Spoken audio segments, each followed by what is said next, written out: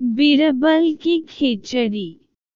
दोस्तों, आप सबने हिंदी में एक कहावत सुनी होगी, बीरबल की खिचड़ी पकाना। क्या आप जानते हैं कि इस कहावत के पीछे एक दिलचस्प कहानी है? ये कहानी अकबर और उनके नवरत्न बीरबल से जुड़ी है। इसी कहानी के आधार पर प्रसिद्ध कहावत बीरबल की खिचड़ी पकाने का उपयोग शुरू होता आया है। कहानी इस प्रकार है। एक दिन बादशाह अकबर ने घोषणा की कि जो आदमी सर्दी के इस मौसम में नदी के ठंडे पानी में रात भर खड़ा रहेगा, उसे शाही खजाने से पुरस्कृत किया जाएगा। इस घोषणा को सुनकर एक गरीब धोबी ने सारी रात नदी में खड़े खड़े बिता दी और अगले दिन बादशाह के दरबार में आकर इनाम मांगने लगा। बादशाह ने उस धोबी से सवाल किया, क्या तुम बता सकते हो किस शक्ति के सहारे तुम रात नदी में खड़े रहे? धोबी ने अदब के साथ जवाब दिया, आलम पनाह, मैं कल सारी रात महल की छत पर जलते हुए चिराग को देखते रहा। उसी की शक्ति से मैं सारी रात नदी में खड़ा रह सका।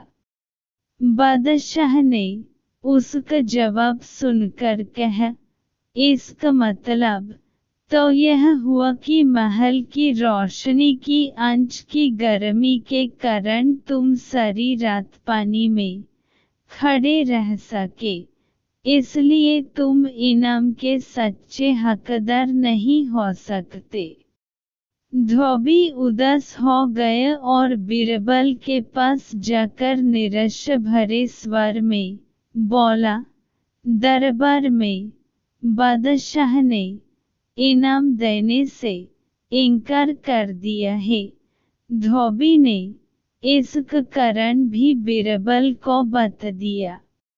बीरबल ने गरीब धोबी को सांत्वना देकर घर भेज दिया।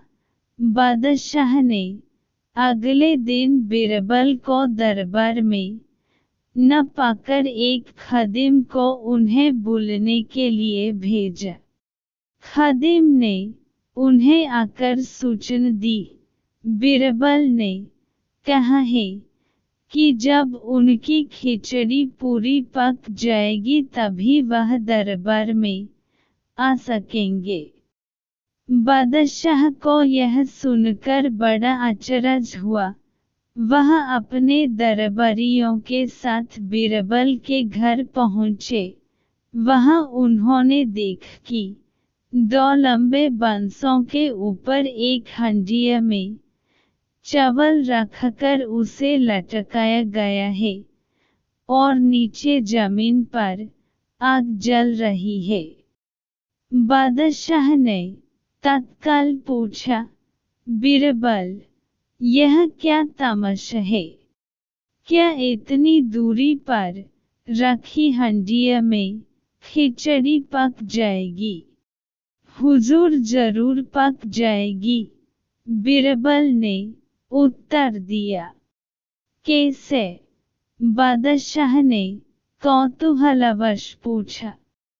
जहांपनाह, बिल्कुल वैसे ही जैसे महल के ऊपर जल रहे दिए की गर्मी के कारण धोबी सारी रात नदी के पानी में खड़ा रहा, बीरबल ने कहा। बादशाह अकबर बीरबल का यह तर्कसंगत उत्तर सुनकर लज्जित हुए। उन्होंने तुरंत धोबी को ढूंढ लाने और पुरस्कृत करने का आदेश जारी कर दिया।